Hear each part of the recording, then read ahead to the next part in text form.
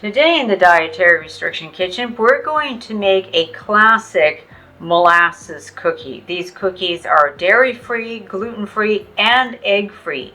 So a lot of cookie recipes have egg in them. If you have to be egg-free or someone that you know has to be egg-free, these are a wonderful cookie, a great alternative to traditional gingerbread or other holiday cookies. Smell amazing. Not for the first time. I wish you could smell this because they are awesome. So let's get started and making these right away.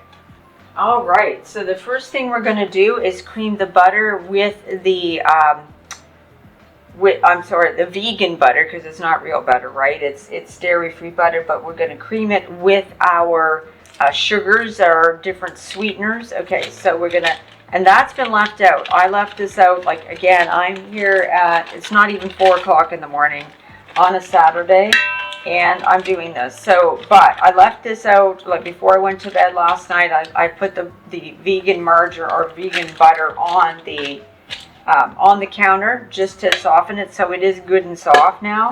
We're going to add to that, we're going to add the brown sugar. The recipe, by the way, can be found on the Dietary Restriction Kitchen website. There will be a link to that, right to that page on my website for this recipe. So we got brown sugar, white sugar. We're going to cream that together. I just have like a short handled spoon, but you know, use whatever implement that works best for you. And guess what? I have this because just a spatula so I can get this off without using my hands. But you know, you do you. I mean, you know me. If you've been watching my channel, watching my videos, you know that I like to get my hands in there. So there we go. We're gonna like just mix that up, cream it together. I kind of like rub it together, you know, like press it together. There we go. Because, you know, you don't want to forget about having the vegan butter at room temperature.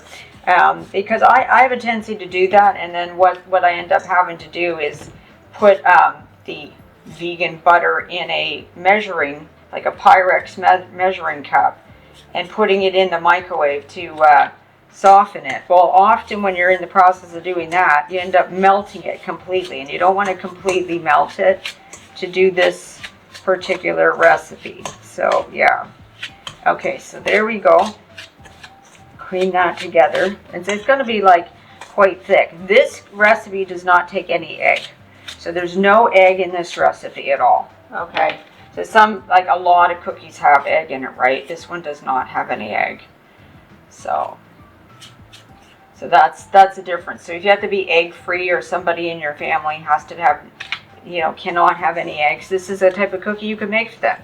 Okay, so then the next thing we're going to need to add to that is our molasses. So it's a same equal parts of molasses and brown sugar and white sugar. Sorry if you're seeing my elbow in the shot here. Yeah, there we go. Molasses is great. Every time I may have mentioned that in the intro, probably did. But every time I cook or bake with molasses, it so reminds me of my dad. I can't even. Okay, so I'm just going to put that there. Ooh. Oh, that's sticky. Oh yeah, that's sticky. Okay. Go off as much of that as I can. Okay. Oh my gosh. Okay, so that's going to... I'll mix that up together. Oh, I take a little bit of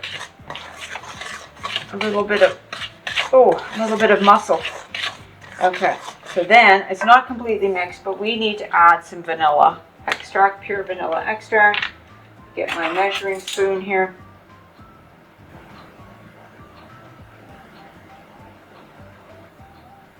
And about a teaspoon of that. Sorry, I was quiet because trying to do this without, you know, spilling vanilla all over the place. Okay, now, so that adds a little moisture in there. So yeah, instead of like egg, there's water that we're going to put in this. Okay, a little bit later on, but yeah. Yeah, just a little bit of water. So this is a great cookie too if you have to be egg-free, right? Or somebody in your life has to be egg-free.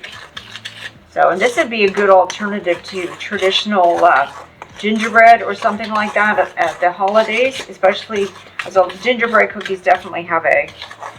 This does not, and so this might be a good alternative if there's somebody in your life or yourself that cannot have eggs, okay? They can't have eggs in it at all. So this is a cookie you could make for them. So there are some cookie recipes without egg. Most of them do have egg though, right? So yeah, so like I say, if you have to be one of those people, then yeah. Okay, so we're going to set that aside. And then we're going to get to putting the dry ingredients together. So, okay, so I can do it right now. Don't even have to stop my camera. I'm going to put that back there. So we've got 2 cups of gluten-free 1-to-1 flour blend. This is the kind that I like to use. It's the best one I find. So that's the one I use. And then we have salt and baking soda in there. Like I say, full recipe on the website. And then we have cinnamon, ginger, and a bit of nutmeg. So we're going to do that. I'm going to take another spoon. Okay, this is a big one, but there we go. And just mix that all up together. Ooh, that smells so good. That's, oh my goodness. It smells really, really good. All right. Where's my, oh, holy moly cannoli. 1 sec. Okay.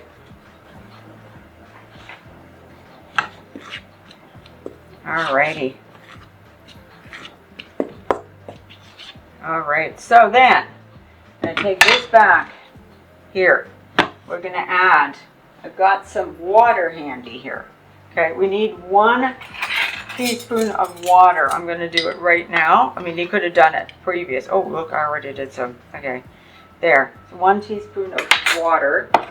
And you have some more on hand. I'm just going to do it now.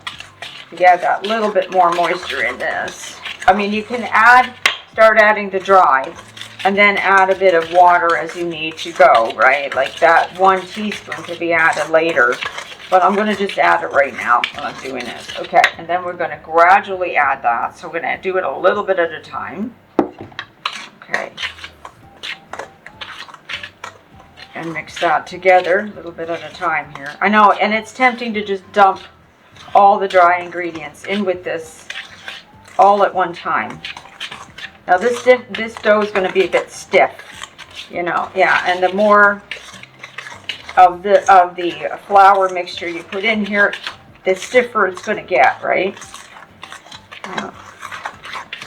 Ooh, used some muscle this morning. It's too early on a Saturday morning for all that muscle. Okay. It feels like it is. Okay. Be strong, Matt. Be strong. Okay. There we go. Almost have to press it in there, right?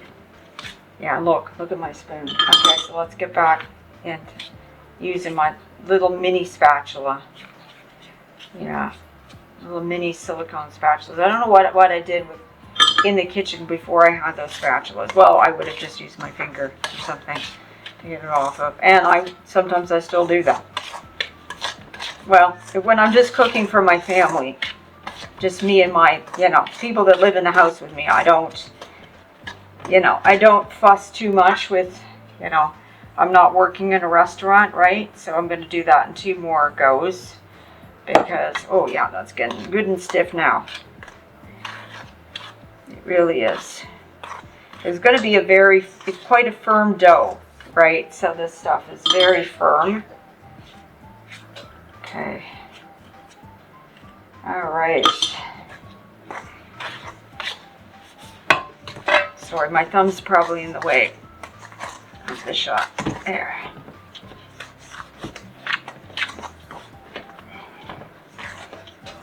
Woo! That's taking a lot of muscle now. A lot. Okay, 1 more time. Okay. So I know there's another bowl here, but it's something else for after. I haven't forgotten it. It's the actual raw sugar that you can use to roll the dough in a little bit. We're going to make dough balls in a minute, and then you can roll those in a bit of the raw sugar before baking, so that it'll give a bit of a sugary coating on the outside. It's completely optional, so what I'm going to do is half the cookies I'm going to do without it and half the cookies I'm going to do with it, right? So, yeah. So, or one pan, I've got 2 pans prepared. So 2 cookie sheets prepared with baking or parchment paper on them. Holy moly, that's tough now. Ugh. That is thick dough. But like you can add a little bit more water to that. I wouldn't do it now because we want it to that consistency where we can make balls with the dough in your hands, right? You don't want it to be too, watery, no. So tough it out as best you can. There we go. There we go. Okay, so you can see it's pretty sticky and it's pretty thick dough. I mean, look at that. Okay, so we want it thick. All right, so, and then what I'm gonna do, I'm just gonna turn my camera off for a second. When I come back, we're going to get ready to roll the dough out like into balls and do all of that. So stick around. All right, so I've just set up, I've got one of my baking sheets, I've got 2 of them ready. I'm going to take just a regular teaspoon and I'm going to take about a teaspoonful of the dough. And I just put that in my hands, right? And we're going to roll it like that. Yeah, that's fine. It's, it's soft enough to work with. That's not, yeah. So there you go. And then we're going to put it in the sugar. So we're going to do that. Put it in the sugar, roll it in there, coat it with that, and put it down on the pan. So I'm going to stop this. I will come back and we'll have it and we'll get it just before we put it in the oven. We'll see the full pan of them and you'll see how far apart they are and everything at that point. All right, so I rolled out and rolled, teaspoonfuls of the batter and then into the sort of raw cane sugar. You can use regular granulated sugar if you don't have cane sugar, like the raw cane sugar, that's fine. And then I'm just going to flatten these slightly, so kind of give them a little bit of a flattening on the top with a little, well, it could be any fork, right? I usually use a dessert fork for this. And I've got them kind of well separated on here because I just want to make sure that they're not, right? I don't know how much it's going to spread. I hopefully not too much, but so I'd rather err on the side of caution. So I'm going to put that in the oven for 10 minutes. And then while that's in the oven for 10 minutes, I'm going to roll out, some more dough, fix up another pan. So I kind of get a production going. So this is going to go in the oven and we will be back. All right, so I've had the first batch out and cooling for 10 minutes on the pan. And then we've got the second batch. Okay, so second batch over here that does not have any sugar on the outside, but they still crack nicely. So it's not dependent on having the sugar on there that makes the cracking. So there they are. Then we're going to remove these 2 right to the oven, to the rack to cool completely. Well, I don't know if these are going to get cooled completely. First off, because they smell amazing, and that would be just so difficult. See, I can pick them up. They're cool enough for me to just pick up with my hands. Because they smell absolutely amazing. And then we're going to let them cool a little bit, and we're going to give some a try. I've got the last pan, the third pan, baking in the oven. So yeah, so once we get them all done, we will give this a try. All right, let's give these cookies a try. So the molasses cookies, I'm going to try one that has the, so I'm going to step back a little bit. I'm going to try one that has the sugar on the outside. Again, you can do them without the sugar. They're going to crack equally well. So this is one with the sugar on it, right? I'm going to show you one that does not have the sugar on it. So you can see the cracking, same thing, right? So you got without the sugar or with the sugar. So you can make them either way. So let's try one of these. Oh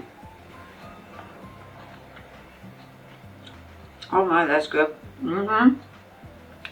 It's got a nice sort of,